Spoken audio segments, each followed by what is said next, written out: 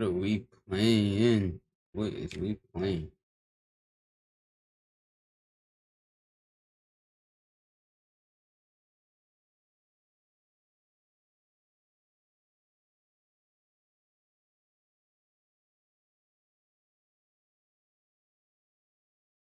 Mm-hmm. Ooh. Mm.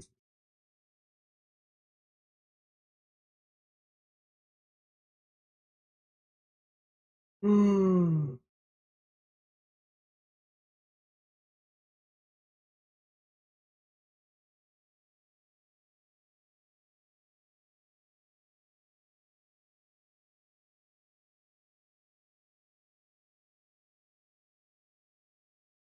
You're trash now, bro. What type of games is this? This let's close here launch. Just slice are open. You know you. My Uber driver prank.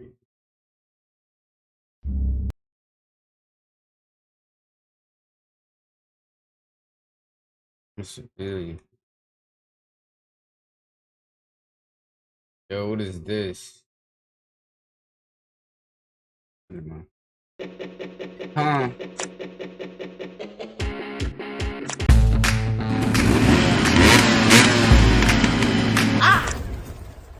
How did I die, bro? I forgot how to move us. So. Bro. Bro.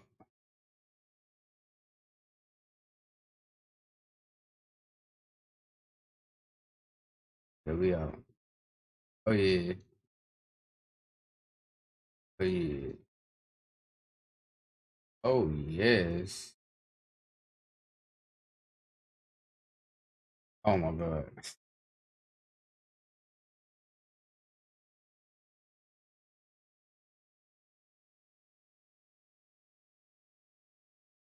How am I supposed to get over this, man?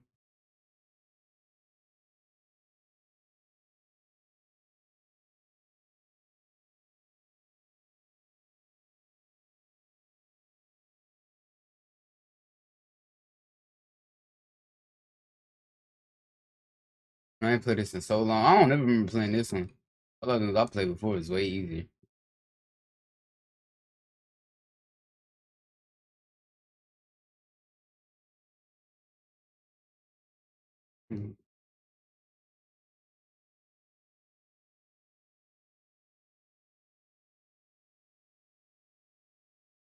Bro, I need to stop trying to turn it. Bro,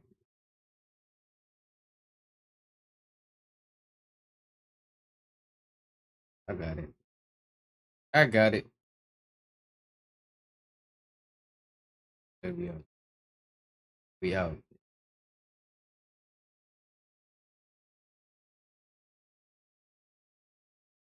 Yup.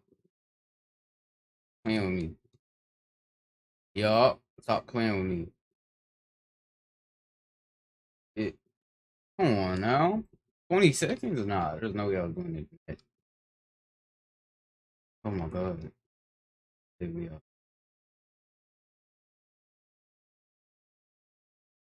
Oh yeah. Oh my god, I thought I was like that.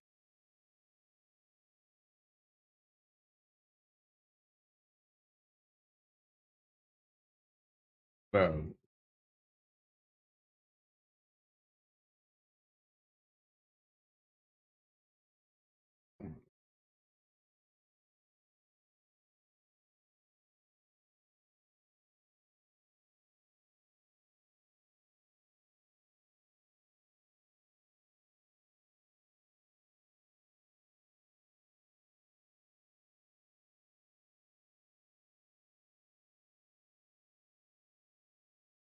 Huh? Not a single star is crazy.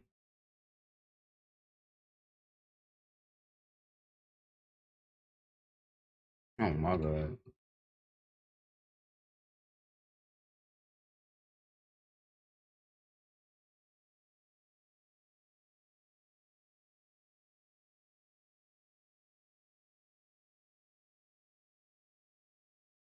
Yeah.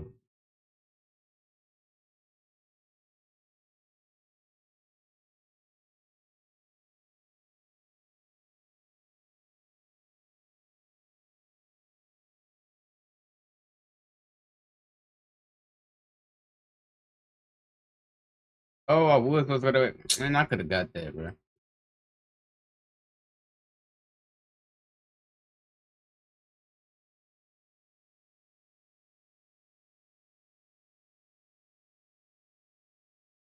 Mm-mm.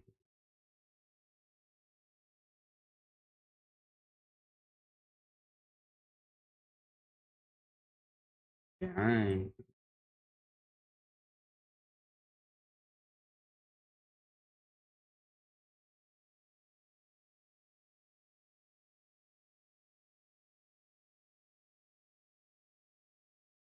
Come on, bro. Come on, bro.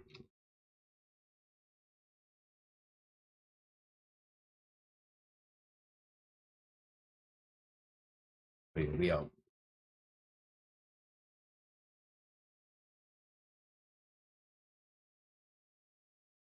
I thought I was gonna die from touching it. That I'm good. Yes, sir.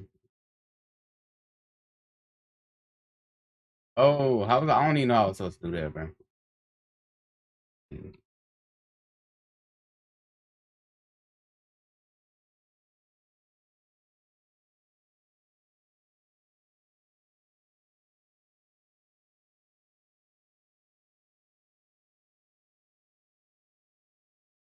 We going for the.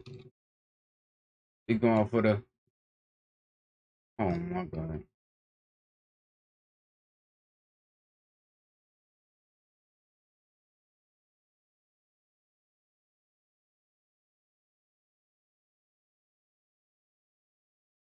We start this. I'm going for the best you can possibly do, bro.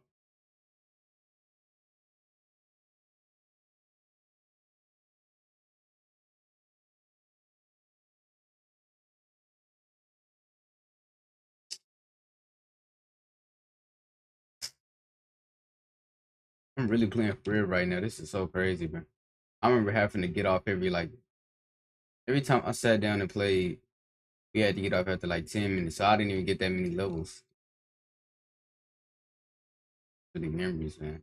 I gotta play all the games.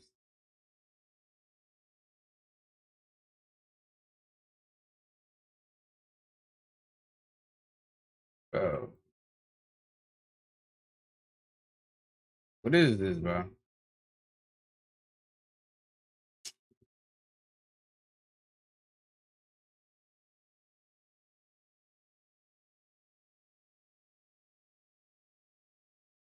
I could have had that, bro. 37 seconds.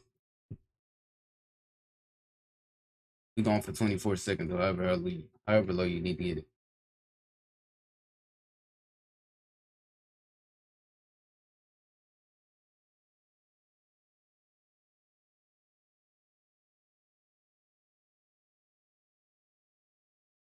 Oh yeah, oh yeah.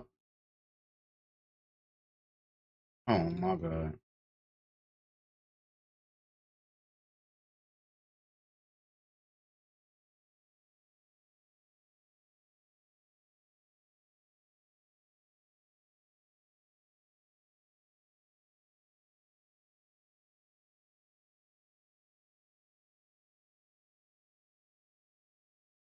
Come on now, by a second.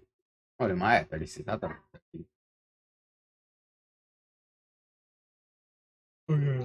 Oh yeah.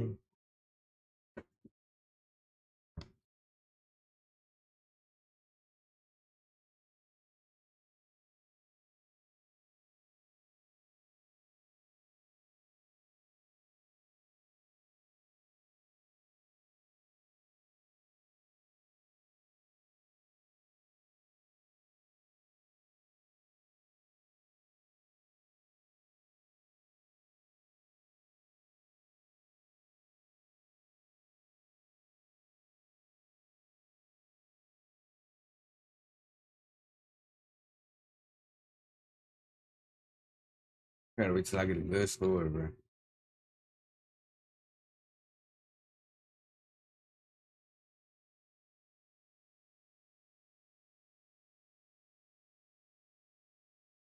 Serious.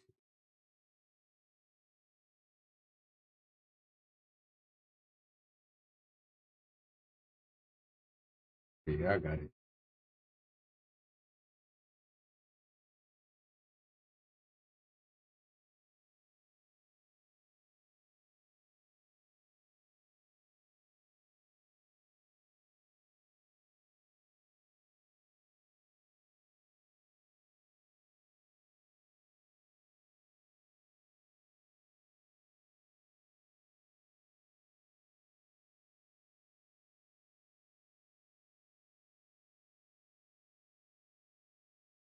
Now I gotta do the best on this one.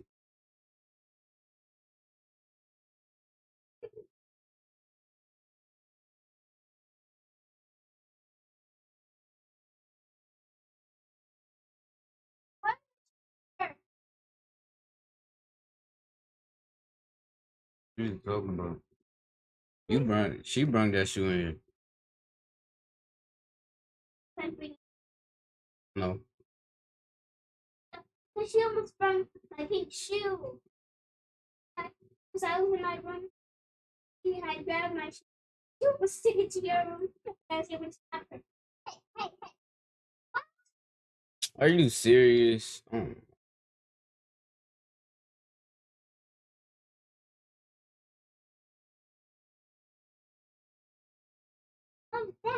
So I'm coming out.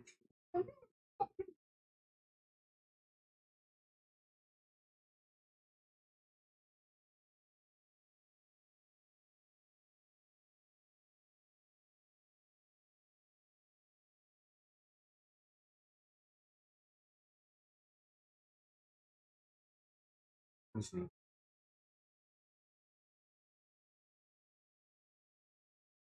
Oh, the US left my.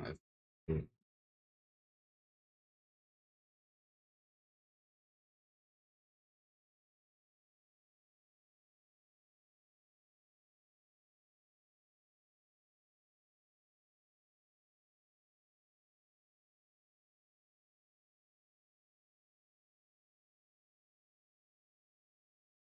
Hi.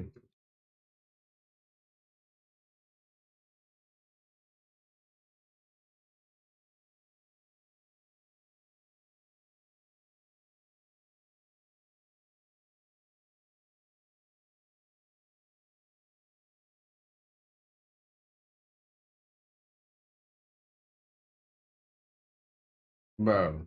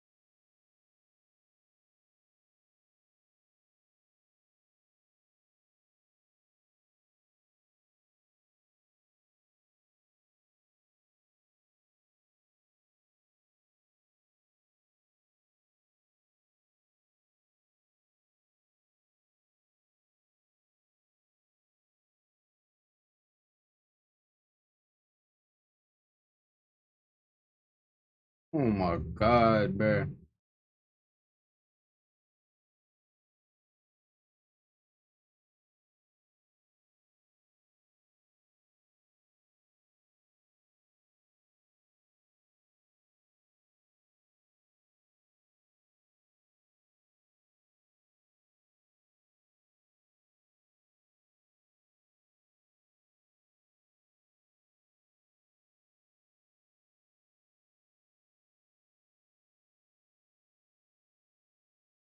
Every time I get to that part, bro.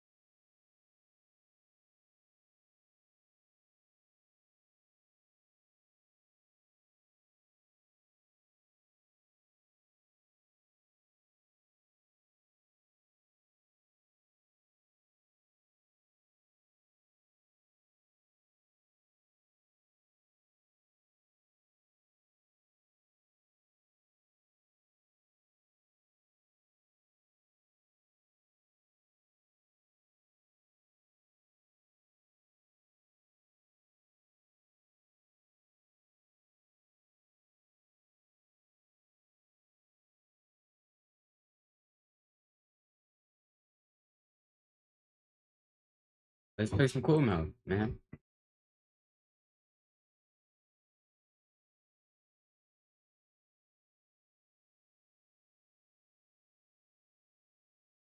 Niggas wanking. It was on real, bro, but they changed how the icon is.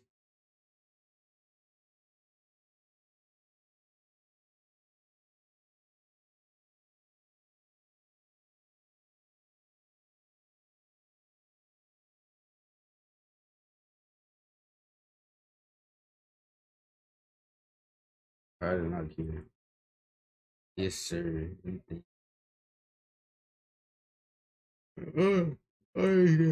Trash. This case takes place in the United States of America on the Oh, 5th snap. of June 2009. USA, huh? Heather Snively was a 21-year-old woman who lived in Beaverton, Oregon. She and her fiancé had recently moved to the area, and the couple were looking forward to a fresh start, and they were expecting a baby boy. Heather was around 8 months pregnant, and those who knew her No. stated that she was incredibly excited about becoming a mother, and spent much of her time researching and purchasing various items that the couple would need. They even had a name ready: John Stephen. She would also spend some time speaking to new and experienced mothers online. With somewhat of a tight budget, Heather was looking for anyone who was selling cheap second-hand clothing for her child. One of the people Heather began speaking to was a 27-year-old woman named Karina Roberts. Karina was a mother of 2, both of her children were under the age of 10, and were to different previous partners. For the last 5 years, No. Karina had a new boyfriend, and the two wanted to have children of their own. But in 2007, Karina had a miscarriage. Following this miscarriage, Karina was worried that her current boyfriend may leave her if she couldn't get pregnant again. So, Karina lied. She told her Not a real boyfriend that nigga she was pregnant with twins.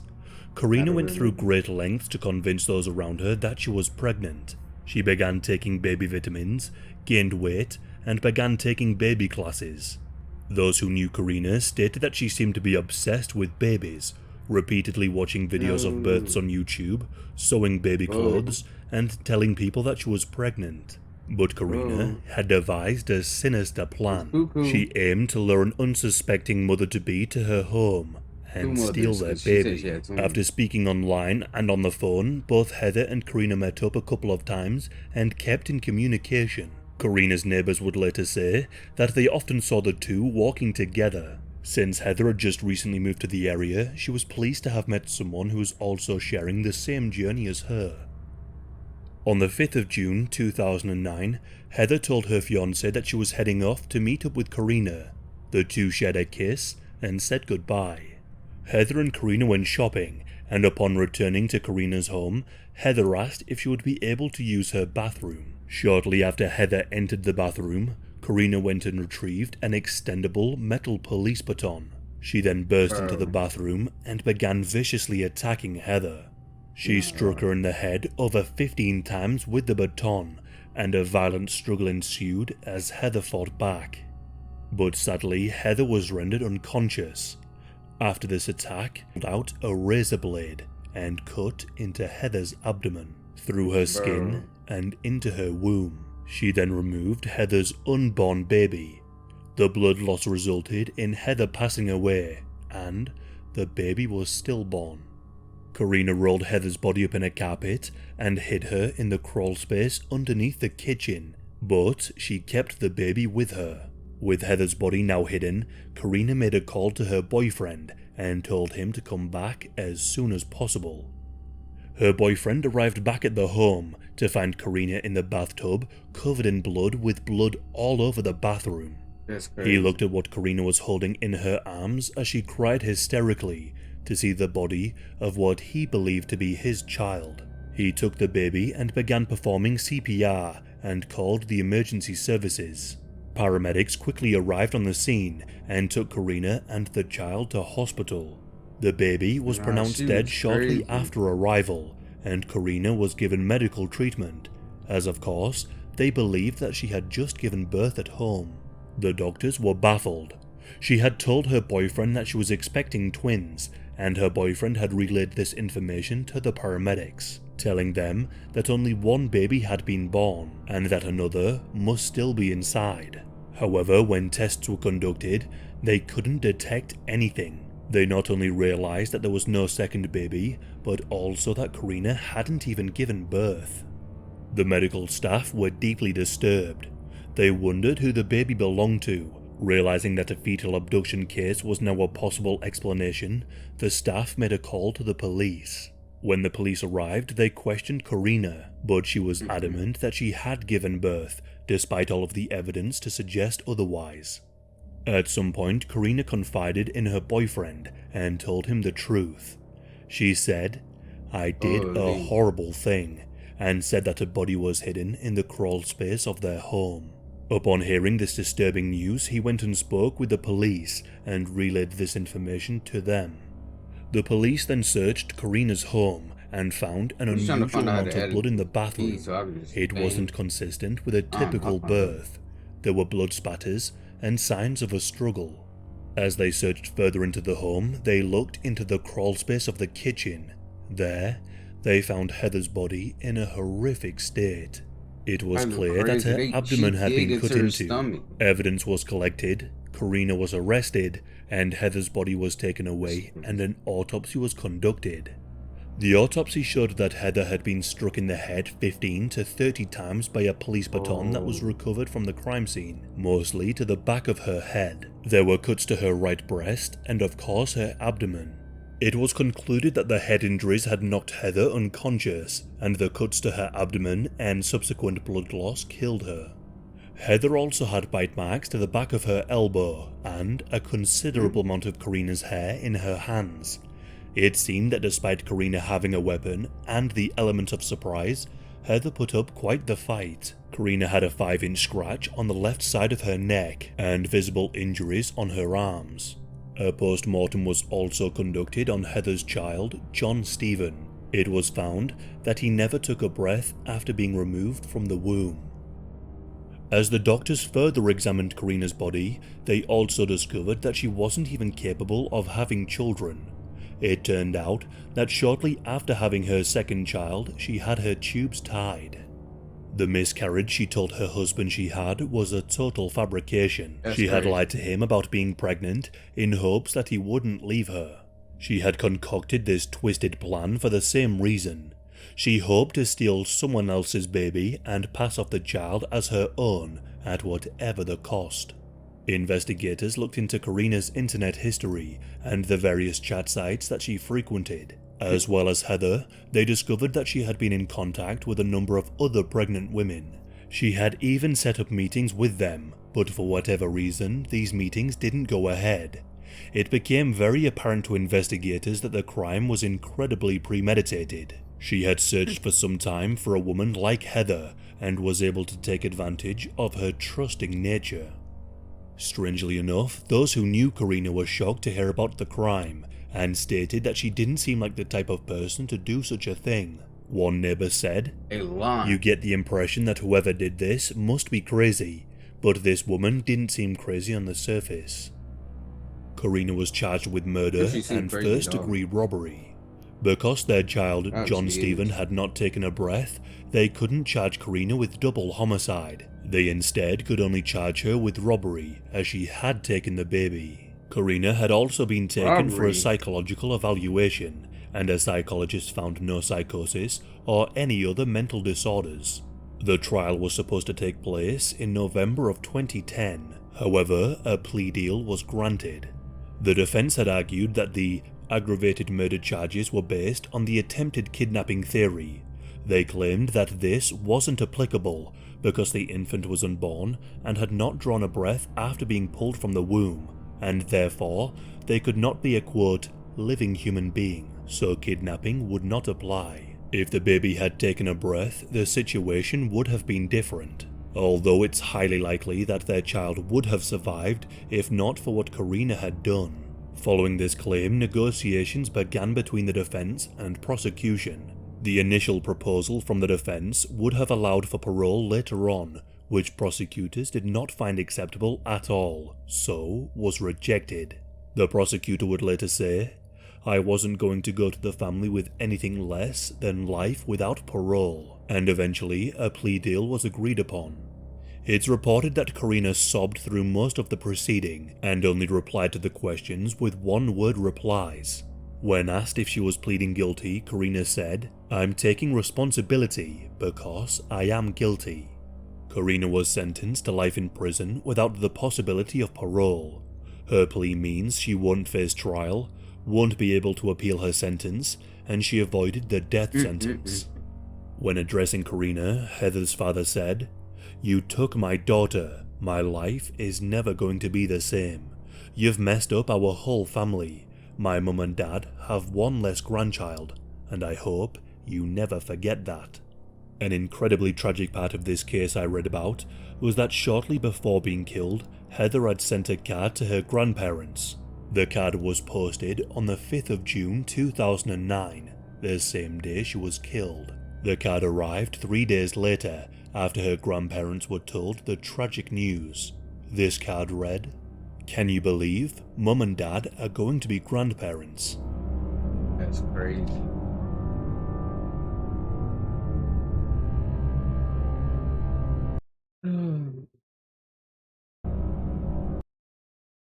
Join large-scale battles with military vehicles. The online action game War with military vehicles. A major online action game War with military vehicles. The online action game War with military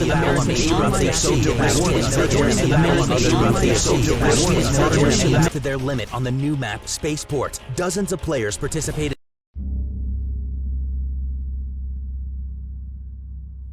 This case takes place in the United States of America on the 13th of October 2016. Patricia Dresser was a 52-year-old mother of 2. She lived alone in Greenfield, Indiana, as her eldest had moved out, her youngest had joined the military, and she had divorced some years prior. Patricia was described as a people person and had many close friends. She was also described as a generous woman and would help those in need if she was able to do so. One of the people she showed kindness to was a young man named Spencer Spielman. Spencer was 20 years of age and was friends with her youngest son, Nick. Spencer was practically homeless. He would do the odd jobs for people to earn some money to get by. Since Spencer was a friend of her son, Patricia would also find the odd job for him to do. She would pay him $100 a month to clean her house, and even give him the money in advance. However, he would never complete the work. She also gave him money when he was in need, helped him look for jobs and research college, and allowed him to stay when he had nowhere else to go. But Spencer betrayed her trust. On the 12th of Really October betrayed. Killing somebody 2016, is crazy. Patricia finished a day's work and made her way That's home. crazy. Upon arriving at her house, she realized that someone had broken inside. She inspected the broke house inside, too. and noticed that some alcohol was missing. Patricia had an idea who could be responsible for breaking into her home. She picked up her phone and began messaging some of her friends. She explained to her friends that she believed Spencer had tried to steal a luxury watch that belonged to her son, as the watch box was left open on the floor. However, she had taken the watch out of the box and hidden it somewhere else, just in case this very thing happened. The watch had gone missing previously, and Spencer had mysteriously found it under a bed in the house whilst he was cleaning. Patricia began taking images on her iPad to document the crime, although Buddy, she not didn't slick. want to get the police involved. She realized that Spencer knew the code to her garage, so she just changed the passcode. At around 9 PM that night, Patricia tried to call Spencer, and a little later on, she sent him a number of messages. These messages read, "Don't test me. I know you're at my house today. Don't ever break into my house again. I will have you thrown in jail. Take this as a courtesy." Patricia then messaged It was a later real on, one, bro. "I have Hey, you bro, on chance, video. chance, Do chance, not try chance, that chance." again." At around midnight that night, Patricia began messaging some of her friends, telling them that she was struggling to sleep due to the break-in. She said, "Okay, kinda scared. She ain't call the Can't cops. sleep. Worried what crazed, addicted, strung-out kids might do. I'm all locked down, but apparently still worried. I just want a peaceful, That's a easy real feeling, question. which I'm not getting." On the 13th of October, Patricia didn't turn up to work. Her colleagues Nah, did find this GG's. odd, but they didn't follow anything GG's. up. However, that very same night, Patricia had made plans to visit a friend's house for dinner. She never arrived. Her friends became worried and tried to contact her a number of times, but she never answered her calls or replied to any of her messages. Friends of Patricia began messaging each other, asking if anyone had heard or seen of her recently, but nobody had. These friends then decided to go over to her house to see if she was okay. Upon entering at 10 PM, they found Hold on, how Patricia's many lifeless went body in? laid out on the sofa. The police were called immediately and told the operator that they believed foul play was involved. Investigators soon arrived on the scene to determine what had happened. Patricia was laying on her back on the living room sofa wearing a red robe. The sash to this robe was found on the floor next to her hand, which was dangling off the sofa. One slipper was found near the sofa and the other one was found in the kitchen. It appeared to investigators that a struggle had taken place. Strangely enough, there was no sign of forced entry, like Patricia knew the killer and she had let them in, or they knew how to access the house. Her television, iPad, Wi-Fi hotspot, phone, wallet and car were all taken from the home. A number of Patricia's friends and one of her sons told the police about the issues she was having with Spencer Spielman. As a result, Spencer the was son knew, listed I don't as know a why he didn't suspect, handle that, like- and the police were now on the hunt. It's a little crazy. An autopsy was conducted on Patricia's body to determine the cause He of was her trying to steal death. his watch Her too, death so. was put down to asphyxiation due to smothering and strangulation. Marks were found on her neck that matched the width of the robe sash that was found next to her hand. She also had injuries to her lip and bruising under her armpit. The police were on the lookout for Patricia's stolen car, a blue Ford Taurus. The car was also part owned by her ex-boyfriend. The two got along after separating and shared the car. The following day, on the 14th of October, Patricia's ex-boyfriend, Dwayne Davis, was driving when he saw the car. Dwayne began to follow the vehicle and quickly pulled out his phone to call the police. He told them that he had found the car and told the police to quickly come. At 9 PM on the 14th of October, the car was pulled over by the police. Inside the vehicle was two people, Spencer Spielman and Brandon Humphreys. Brandon was a friend of Spencer's, and the two were taken into custody and questioned. Since Spencer was already a suspect at this point, the police decided to speak to Brandon first. They asked about his whereabouts and other general questions. Brandon told them that Spencer had picked him up at 3 AM on the 13th of October, and that the two had been driving around trying to sell various items. Police then told him the reason for pulling over the car. Well, I'm going to get straight to the point.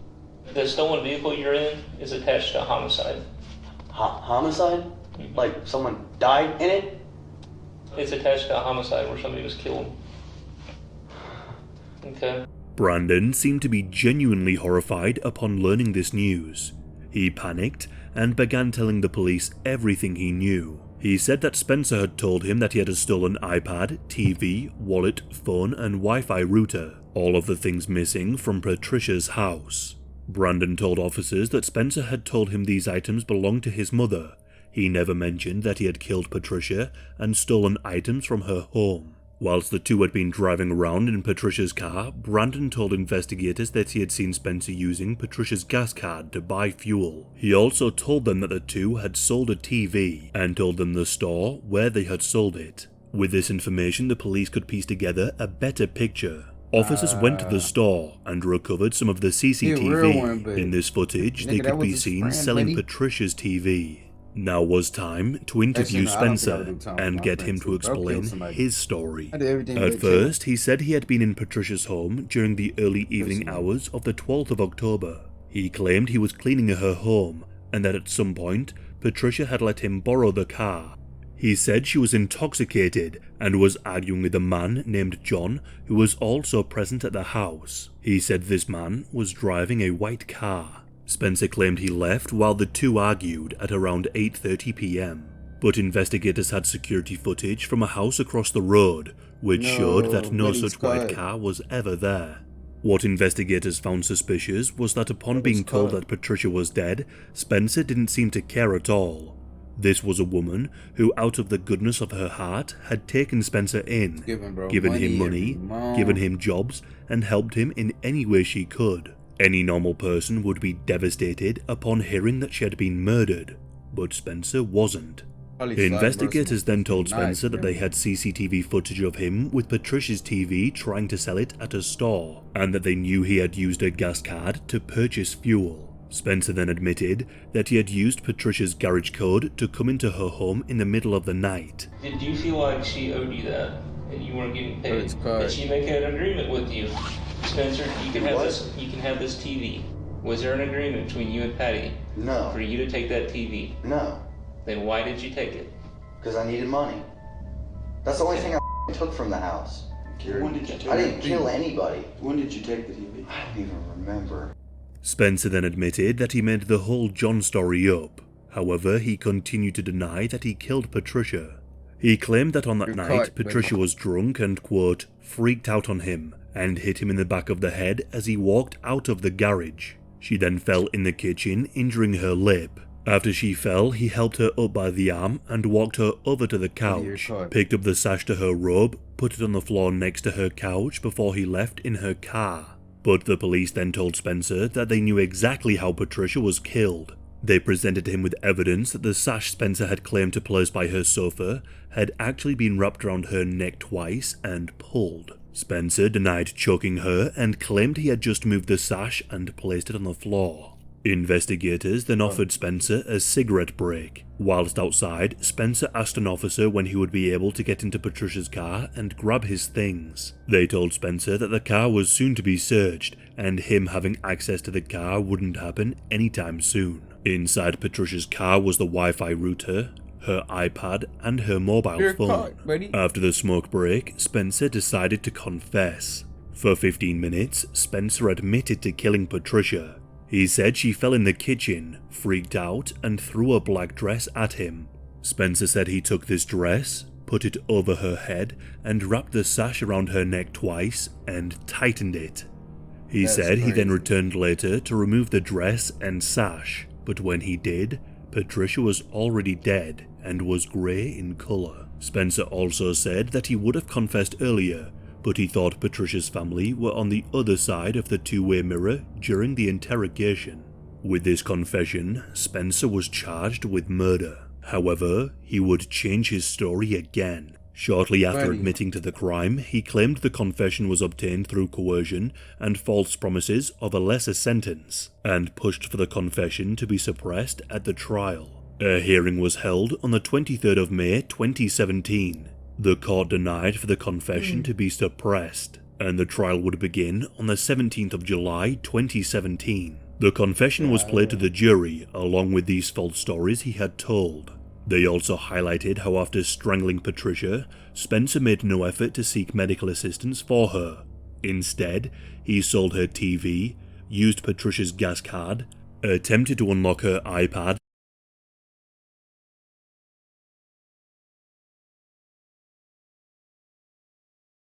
Meet Grammarly Go, your go-to solution for getting quality work done quickly. Ready for the big picture today, Remy? Oh yeah, you got this. And ensuring peak productivity when you need it the most. Grammarly Go brings AI to every text box, helping you. They only put Zendaya on the screen. Where was you at, Tom? They only put Zendaya on the screen. He talking crazy, bro. Yeah, he's hauling out. He talking crazy, bro. Tom ain't let me talk. Nigga Holland might be belted. That nigga ain't let me talk, bro. Bro, we gotta beat the shit out of Tom Holland when we see him, bro. Hey, talking about? We gonna fuck with that shit, We're fighting bro. all the Avengers when we see him. We're fighting all of them. I don't know. Let me know who my matchup Believe is. Tom to me. I don't know. Since he want to come here and talk to Spicy, Yeah, leave yeah. Tom to me. Right, yeah. So who got the rest of the Avengers? All right, let's spread this. I gotta out. get hooked.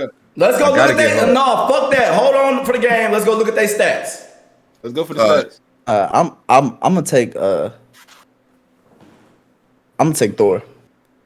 You got Hawkeye. You gonna take Thor? All right. Hold on. Let's just look at that. Let's just look. Yeah, put that stats up. Bro. I'll pull his stats up, bro. I think I should have been. I'm fucking dead. I got Doctor Strange. That nigga was talking crazy. Hold on, shit. man. What the fuck? Twitch is yes, water or something like that. What the fuck? Alright, bro, I gotta end this shit. Hey, you guys, we catch y'all later, man. Oh, fuck.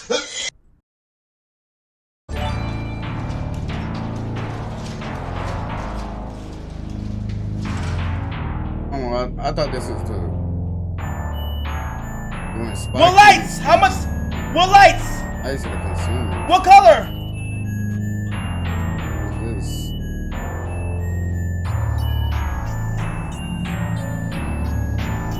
How many modes do I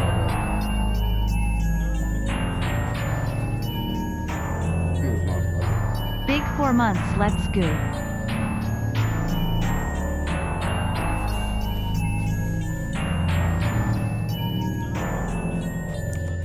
For 1 year, 2 months. Yeah, 9 days, yeah. and an This hour. is. I'm literally not gonna get scared. Starts.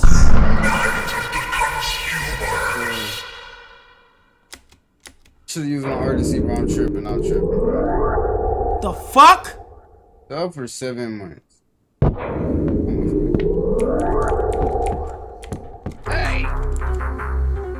You're late.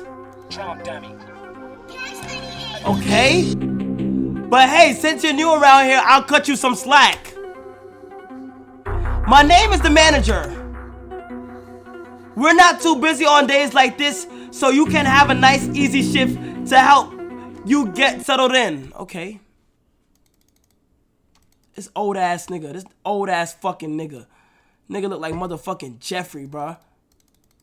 Old ass nigga. I remember. To get settled in, okay? But remember, I've gave you a reputation to uphold here.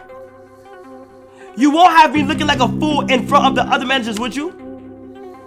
This store is the best in town, and I would like to keep it that way. If any of my loyal customers aren't satisfied with your service, I will be hearing about it. Now go find Jimmy. He's been working here. Mr. Beast? For a while now. Very loyal employee of mine. He will show you the ropes. Put your...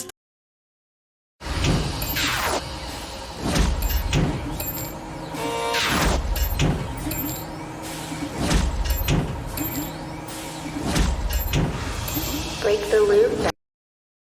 Yeah. Baby, when you need that good feeling, hydration in your soul. Yeah, somebody gotta get busted. What's the best part of a Dunkin' run? The coffee. Let me see. Are we a reflection of our places in life, or are they reflections of us? Could we have been somebody else if we'd taken a right turn instead of a left? Or if we'd taken the place with the hot tub, or the one uptown. We went downtown. Could we be fabulous or fantabulous? Yes, yes, we sure could. With Apartments.com's multitudes of listings, our possibilities and yours of listings, our possibilities and yours of listings, our possibilities and yours of listings, our possibilities and yours of listings. Kill them niggas, bro. Take both them niggas, bro. Kill them niggas. You know they gonna jump, bro. They gonna jump. Jay and Dylan and Jay and Dez, I mean, Ben fucking check.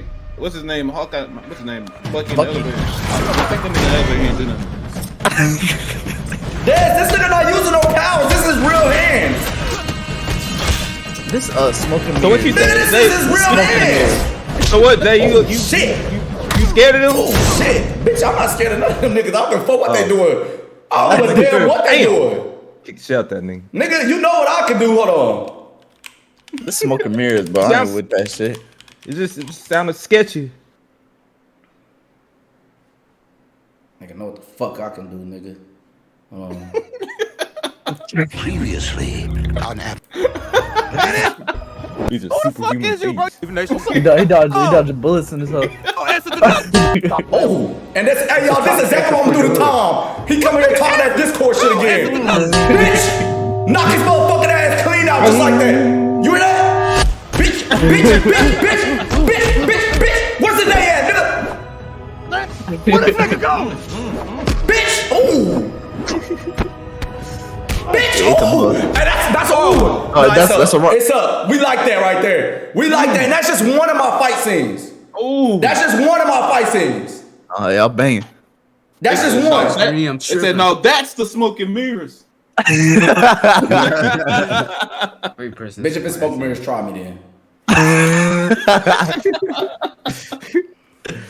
Nigga, anybody worried about that? Nigga, that's Hood Avatar, nigga. So we only fighting core Avengers members? Wait, can I get my stuff If they get the features on their movies, we get the features. I'm tripping, bro. I'm not trying to get my stuff taken out. I'm not trying to get no lawsuit, Decorated by Dolores Umbridge, where half the lights don't work and there are no curtains across any of the windows.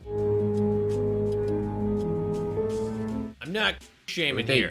Maybe clapping cheeks in front of a giant open window is gonna draw some unwanted attention. But hey, if that's not a problem for you, jet lag hits Julia hard. When she can't sleep during a rainstorm, she starts peeping on the neighbors before she notices that one of them has beat her to it. It's not like we can blame him. The show you two exhibitionists put on would cost extra to rent on Skinamax. Julia eventually buys curtains, but god, make them a priority buy to muffle the weather. The rain sounds as loud as a freight train in here. No wonder she can't sleep. When Julia wakes up the next morning, Frances has already gone to work. She spends a few seconds putting away the all of 10 things she brought with her before she hears the neighbor next door take a tumble. Great, so not only did we give everyone a show last night, we also forced them to listen to a podcast of us banging. Fortunately, Julia seems into that.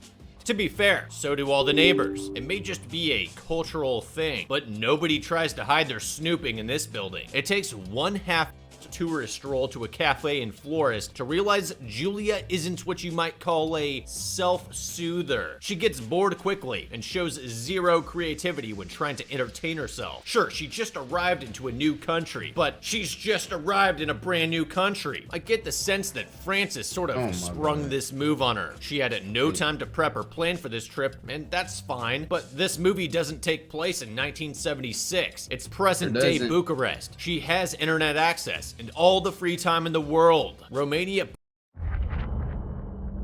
This game, you're not ready for. Partially contains the region of Europe that used to be called Transylvania. So at the very least, there's a Dracula tour somewhere that she could sign up for. Now would be a great time to point out the easiest way to prepare yourself for anything in an adoptive country. Print out a cheat sheet, a literal piece of paper with the names and numbers of important local things, like a pharmacy, your home country's consulate, and the nearest police station. Go one better and print out a street view map of your neighborhood. Why print? Because electronics are powered by spite, and they know exactly when you need them most. With your mini map in hand, walk that daily until you know it well. Not in case an axe murderer takes a shining to you, just in case your boredom turns into something unhealthy.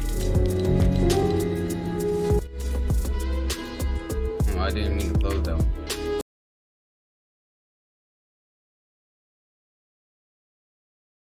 Out a street view map of your neighborhood. Why print? Because electronics are powered by spite, and they know exactly when you need them most. With your mini map in hand, walk that daily until you know it well. Not in case an axe murderer takes a shining to you, just in case your boredom turns into something unhealthy.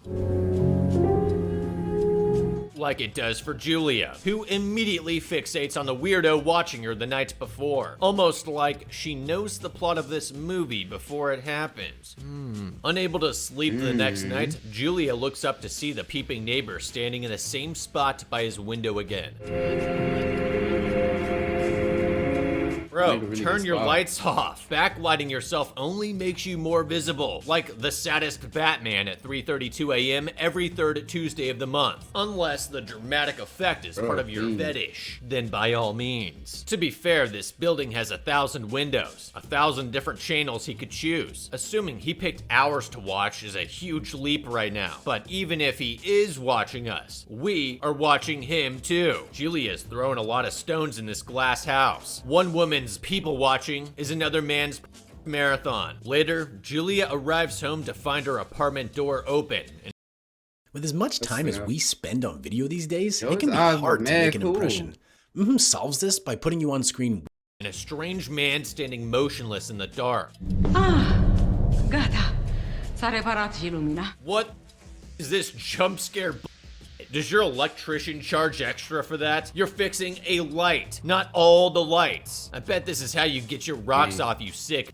A note on the door, or even just leaving the door wide open with the lights on inside, might have neutralized the adrenaline now tearing its way through our colon. Look, I'm not ungrateful for the maintenance, but there are 1,000 better ways to do this, so someone's getting a flaming bag of their doorstep tomorrow morning. Unfortunately, information about Romania tenants law is scant online, so let me know in the comments if it's a normal thing over there for a landlord to jump scare their tenants, or if someone's pranking the American here. Frances works late again, and Julie is left to entertain herself. Instead of firing up the Xbox, she puts on her red dress, shuts off the lights, and poses for her new secret admirer.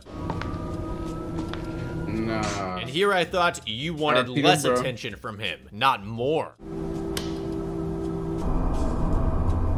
Look, I'm not saying she's gotta buy drapes and hide in her apartment like a mouse just because some has boundary issues. But third time is the charm with this guy. Either he's staring at you or he isn't. And if he is, you want to know for sure. The first step is to test whether he's just a harmless sad boy or a dangerous incel. There are at least 2 ways to do this, but for the sake of a young American expat with limited resources and no friends, let's go with these 2. The first, but riskier, option is to take photographs or video. Every time Julia thinks she's being watched, she should have her iPhone in her hand, pointed where she's looking. We're not making 70s exploitation films here, so we're gonna try and be subtle about it. Take photos of the square below and the buildings to either side of his before turning the camera on him. If he steps out of the way once he sees the phone in your hand, test it again a few hours later, or the next night. 1 time stepping away is convenient. Twice is intentional. We'll know he's looking at us. She could also invest in a small camera for the corner of her bedroom, pointed at him, so that when she steps to the window in the living room, his eye doesn't immediately notice that he's being recorded. Would this be admissible as evidence? Probably not, but at least you'll have a photograph of him long before he escalates to stalking you through the streets of a city you don't know. The second, less risky option for testing him is to buy those curtains. Yeah, I know what I said. You shouldn't have to do that, but we do live in a world with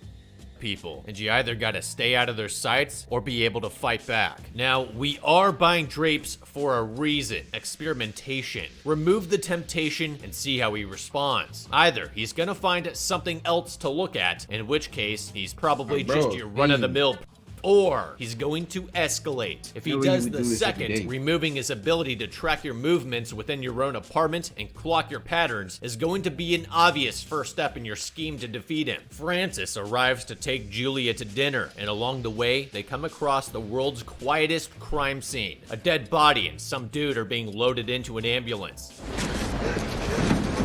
No offense to this guy, but doesn't he look exactly like a clown without the face makeup? Or is that just me? The next day, Julia is doom surfing through Romanian TV channels she can't understand until she finds coverage of the crime. She asks Francis to translate the story for her. He says the sad clown guy found a woman's body in her apartment. The story keeps going, but Francis won't translate the rest for her, leaving her in the dark. Unnerved, Julia tells Francis that she thinks the man across the street's been watching her. He asks which window, and she points it out to him, but it's broad daylight and there's nothing to see. They play it off in the moment, but she should bring him back to that window at night to look for himself. The problem with stalking situations is that staring at people isn't illegal. Most of the time, it's difficult to prove that a crime has even been committed until it's too late. So, involve people you trust as eyewitnesses. This is where photos or videos would come in handy, but there's still a simple way to catch the watcher in the act. Wait until nightfall. Have Francis stand in the kitchen or pretend to look for something in the bedroom wardrobe and wait for her signal while she sits on the couch in the dark pretending to watch TV. Once she sees the watcher in his usual spot, call out to Francis to look. Since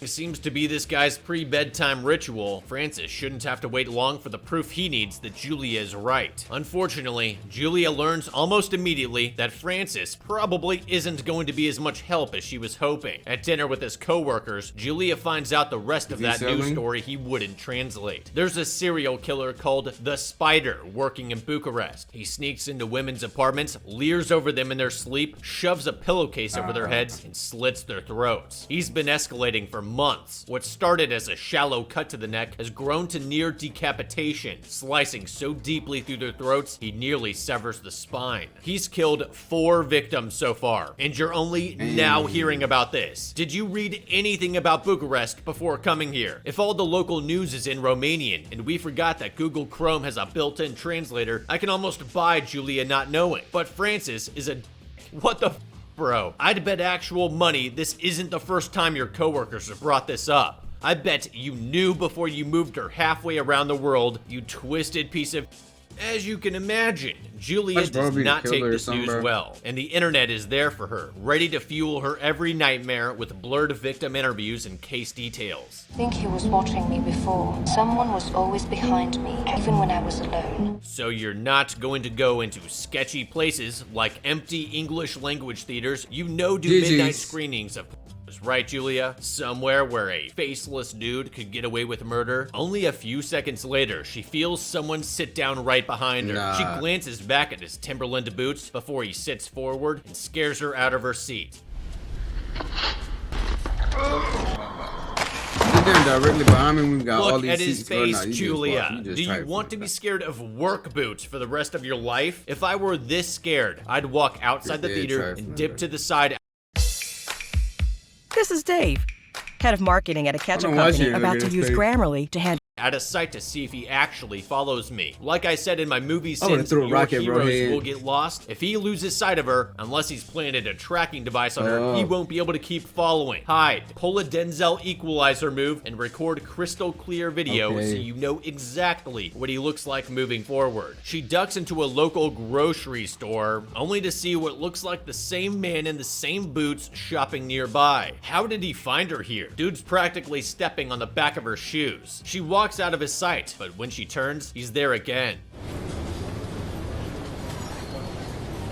This would be a great time to pretend to take a call on your phone and snap a few photos of the guy in living color. Better yet, take a photo of him behind these bananas very openly, then tell the fake person on the phone that you sent them that picture. Why? Because most creeps, traffickers, and killers operate in the shadows. The last thing a guy like this wants is to worry that someone will go through your phone. Find a photo of him and connect him to something that happened to you. We're still in the testing phase of this threat, gathering intel, and this is the perfect, very public place to do it. There's 2 other simple ways to test if he's following us. The first is the old car trick. Pick an aisle and take 4 right turns around it. Circle the block, so to speak. If he's still behind you when you take that 4th turn, there's a good chance you've got yourself a stalker. The second option is a bit bolder. Wait until he starts walking, then walk directly toward and past him. Make eye contact as you do. No smiles, no frowns, just soaking in all that facial recognition for later. The issue here is that she only saw his shoes in the theater. If she'd taken one hard look at his face, she'd know with a 90% certainty that he's following her. Why? Because she entered and exited a movie halfway through it. Who does that? The chance of 2 people entering the same movie at the same time and bailing before it's finished at the same time and ending up at the same supermarket a few minutes later is either the start to an epic 90s rom-com or you're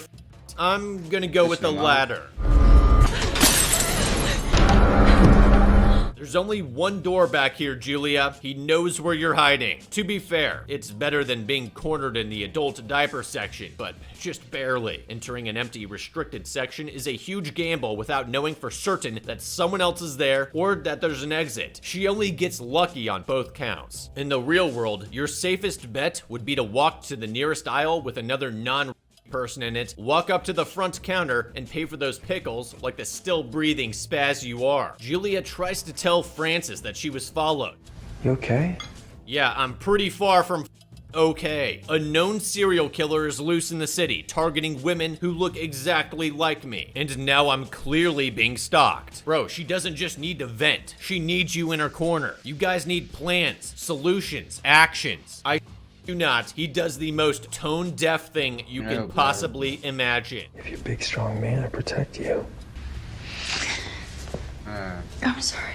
Yeah, Francis, you aren't that guy. In newsflash, you're gone for the vast majority of the day. Even if he snuck in like Alex from Tao, you would never see him coming. It'd be a pillow over your face, a few seconds of struggle, and off into oblivion you and your girlfriend go. But hey, at least they finally got some curtains. Too bad she hasn't bothered to check if the watcher was still looking. Either way, if those curtains were up earlier today, then today's public stalking is a good indicator he's escalated things now that she's canceled his trial OnlyFans subscription. Francis takes Julia back to the supermarket and asks to see security cam footage from her visit. He's staring right at me. Or he's staring at the woman who's staring at him. Dumb. Did you not hear what your wife said? He went into her empty movie theater, sat down right behind her, then immediately followed her into the supermarket along with her path inside of it. Bucharest's Jack the Ripper is currently O.J. Simpsoning chicks in the AO. What the wrong with you? I mean, standing on a broken jar of pickles isn't exactly hard evidence, but does this seem like normal sad boy you, Franny? Look, I'm not asking for a true crime Netflix special here, but how about we spice up this amateur investigation with a few more details, Julia? Like the odd timing of your exit from the movie and his arrival in the supermarket. Go home, turn off the lights, and point out the weirdo in the window. If Francis still doesn't believe you, then, as we've already discussed, it's time to start recording everything you do. Francis pieces out of their life together faster than a prom date on Sunday morning, working longer and longer hours away from home. You can tell Francis really cares about his wife. Isolated and anxious, Julia befriends her neighbor Irina, a ballerina turned exotic dancer who has a very sweet, aggressive ex. And Chekhov's gun stashed in her coffee table. Drunk Julia makes drunk Julia choices. She returns to her apartment and... Julia, don't do it. Don't.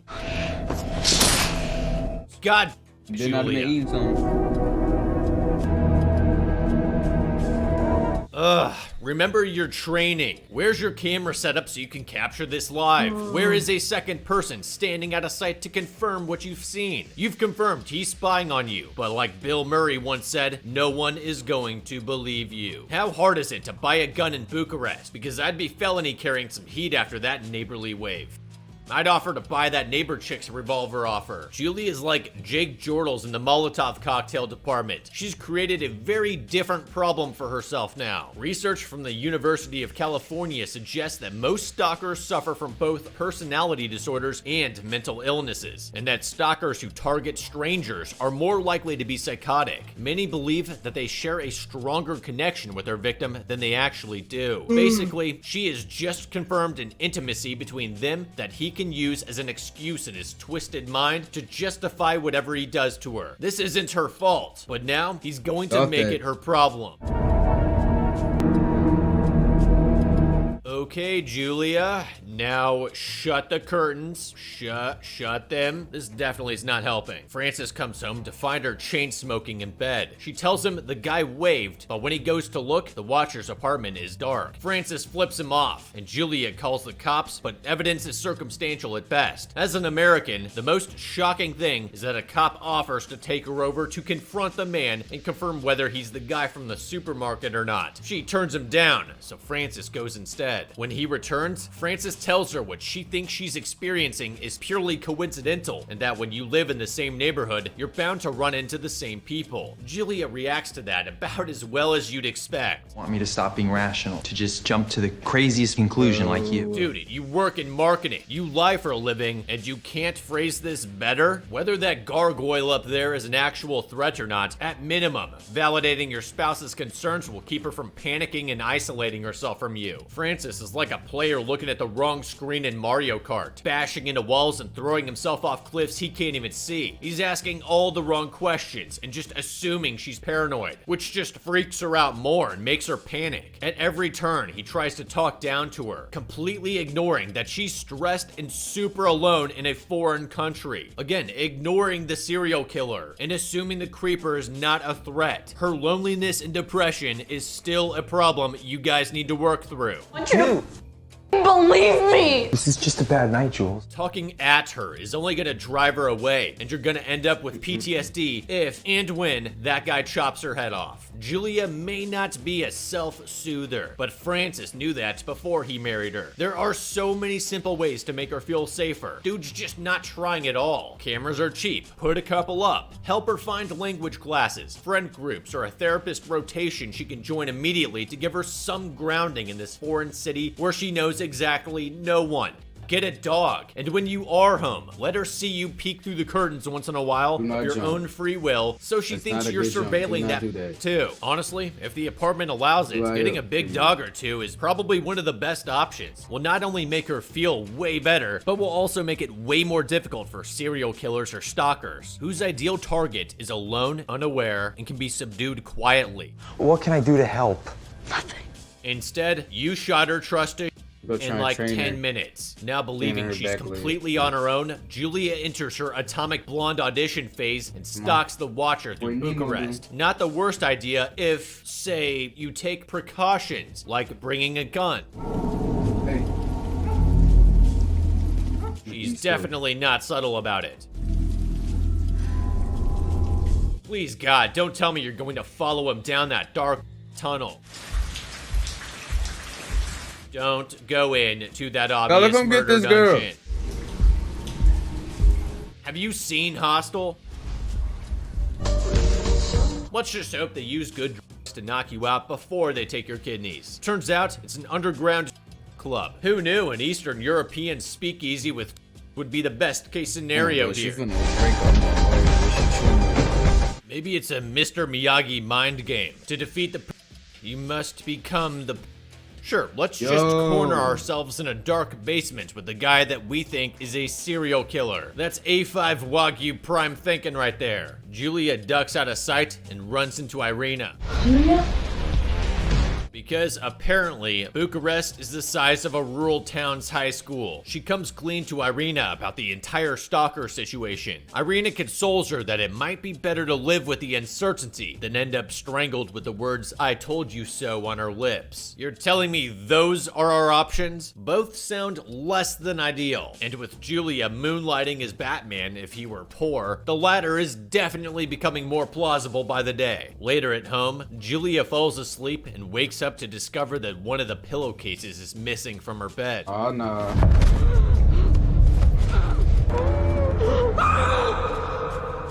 Here's a third option Irina missed. She can just suffer hyper-realistic nightmares for the rest of her life. Now awake, Julia hears something coming from Irina's apartment. It sounds like a scream. The landlady opens the door, but the apartment seems empty until they find a cat has knocked over a lamp. Sure, because house cats scream like women being murdered. Julia notices the closet door is ajar, but is too embarrassed to investigate. Oh, bro. You've come this far, Julia. Throw that door wide open. This entire scenario is shoot no matter which way she plays it. She makes a scene, the neighbors get to dismiss her as hysterical. She doesn't do anything. And 2 weeks from now, the stench of rotting flesh finally starts an investigation, long after you're dead next door. If it were me, and I were standing in this apartment, I'd call out loudly for Irina and make a show of opening the bathroom and closet doors just to be safe. I already look unhinged. I am absolutely making the most of it. But honestly, the better call would be to not enter the apartment at all. Dial 112, the emergency number for EU countries, and report a scream and a crash from my neighbor's apartment. At least 42% of all calls made to 112 in Romania are in a different language, so it wouldn't take long to get an English speaker on the phone. Helping Irina is a noble goal, but without all that proof we should have been accumulating from the start, it's going to be too easy to dismiss our heightened emotional state is just that. The next day, Irina still hasn't returned home, and Julia finds her quote-unquote sweet ex banging on Irina's door. Are you looking for Irina? Sure, because when Julia does it, the whole building comes running. Julia dials Irina's number, and they hear it go off inside. Just as the guy's about to leave, Julia asks for his help. You want me to knock on his door and get the guy to come out? Oh yeah, please help me announce myself to the Watcher as a threat. This guy got Irina her gun. I try to buy one off him for myself. The ex bangs on the door, but when no one answers, Julia knocks. Why did they not install Professor yet? Did I not tell them it has minimap timers? Knocks herself. A disoriented old man emerges, and she darts away, coming face to face with her stalker just down the hall. Well, this is awkward. A few hours later, the cop from earlier arrives at Julia's door. Julia, this is Daniel Weber. He lives in the... And he's brought her #1 troll along with him. Ironically, the best thing Julia's done here is create a public conflict between her and this weirdo that's now been documented by multiple people and the police. That way, this guy will be the first suspect if Julia ever turns up missing. The guy's filed a complaint against her for harassment. The cop makes them shake and make up to sweep the whole thing under the rug, but it leaves Julia disgusted and shaken. After the cop and stalker leave, Francis shows Julia a newspaper article saying the spider's been arrested, the guy she saw in the ambulance a few days after they arrived. He'd already been to prison for assault. Francis. There's been zero mention of the spider any of his victims. That is not his MO. And this dude, what? Fixed his victim's plumbing before he killed her, then called the cops on himself, then stashed her clothes in his room. The spider didn't cause any of that same hassle for himself with his other victims. It just doesn't add up. Given that the killer just gained infamy in the news, it would be logical for him to attempt to throw the cops off by planting evidence on a local guy with a record. As a bonus embarrassment cherry on top, Francis then takes Julia to a work function so they can air their dirty laundry in public. Francis said that you're having some trouble with one of your neighbors? Gossiping about your wife? Really? What did you just say? It's just a stupid work joke. Uh-huh. At least have the spider to keep me company. 1, you're giving your wife for moving all the way into a foreign country where she has nothing and knows nobody except for you to be by your side. And then you disparage her for being rightfully lonely and depressed with you being gone all day for work, and is entirely reasonably afraid of an actual serial killer prowling the area. What the 2. That joke makes no sense because the spider was just supposedly caught according to your dumb ass. So the spider wouldn't be keeping me company anymore. Yep, relationship concluded, pack your bags, grab a taxi to the airport, and GTFO. Unfortunately, Julia's night from has only just begun, but it shouldn't. Jules, your marriage just ended. Spring for a taxi. What I wouldn't do is go into an isolated underground subway. The spider has joined her on the train car. But there's no escaping this waking nightmare. The train's delayed, and the doors won't open. Suddenly, the spider sits down across from her. Why are you following me? I thought dreaming up a pretty girl who was looking back at you. But then you waved, and I thought that you were saying hello. I had hoped that after I involved the police, that would be the end of it. But I felt that what I really needed was an apology.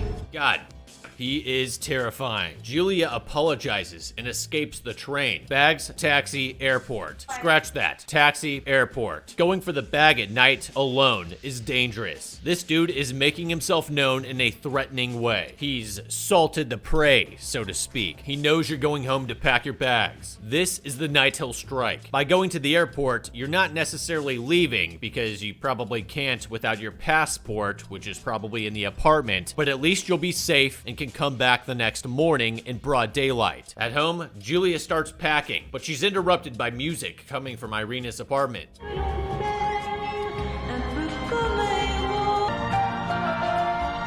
Again, Julia, after that train encounter, you didn't even bring a knife with you. You know this loud music is bait. You know it. I know it. The old deaf woman that can hear this 3 blocks away knows it. Not only is it bait, but it's cover for any noise you make while he's subduing you. Holy, do not enter Irina's apartment, for the love of God. Of course, she doesn't notice that the apartment door has closed behind her as she ventures towards Irina's bedroom. She literally walks in, avoiding checking any blind spots. And now it's too late. A plastic bag slides over Julia's head like a death hood before the spider knocks her out cold. Or scream. Julia awakens, enveloped in a deadly plastic smiley grocery bag. He tells her he was there in the closet that night when she caused a scene in the hallway. Yep, he takes off the bag and holds his knife to her throat. She hears Francis's footsteps. When he calls out to her, she tries to scream.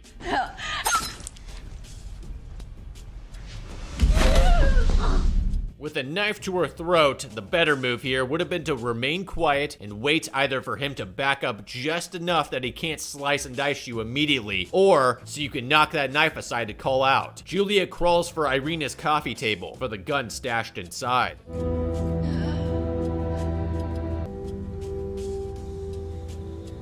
She doesn't make it. Blood pools from her neck wound. You're gonna check her pulse, right? Make sure she's actually dead, because she's probably not fully bled out yet. No? Oh, okay, just checking. Across the courtyard, a little girl watches on. The spider washes his hands and prepares to leave. Next door, Francis tries dialing Julia's number, and he hears it ringing through the wall. What a stupid mistake. How can you expect to be a prolific serial killer if you don't even know how to put your victim's phone on silent mode? Pathetic. Francis steps out into the hall, only to see the spider coming out of Irina's apartment. Look at that! Julia didn't even have to say I told you so. He stomps forward to do what I can only imagine is barely anything, and a shot pierces the spider's shoulder from behind. He turns. Takes a second shot to the stomach. Julia limps to the doorway, slicked in her own blood. Turns out, she might have given up that acting thing a bit too quickly. Guess Julia's just lucky he didn't go full Irina on her. Hard to come back from a full decap. Francis, you gonna call for an ambulance or nah? Maybe now? How about now? Snap out of it. And we cut to black. In the end, the spider goes defeated or undefeated, depending on the stage at which Julia calls in the heavy guns to deal with him. And by heavy guns, I mean cameras, a dog, and an actual gun. If Irina's ex can scrounge up another one for her. If any of those things had happened, her chances of keeping her stalker at bay until she had enough evidence to convince her husband to leave for good would have risen exponentially, instead of destroying their marriage for good. Julia survives this end scenario because that neck wound is superficial, and because the spider does shoddy work and doesn't know how to take a pulse. How she's painted in the foreign press later, and whether she gets to go home again, is another story. For these reasons, I think the Watcher from Watcher was beaten. Moral of the story: choose your partner carefully, and always watch your back. And get a dog and a gun.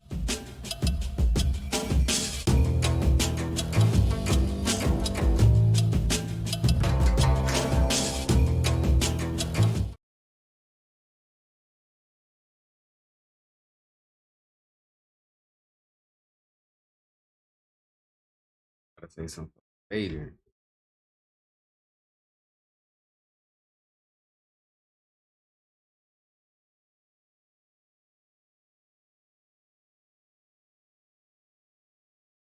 How long was it?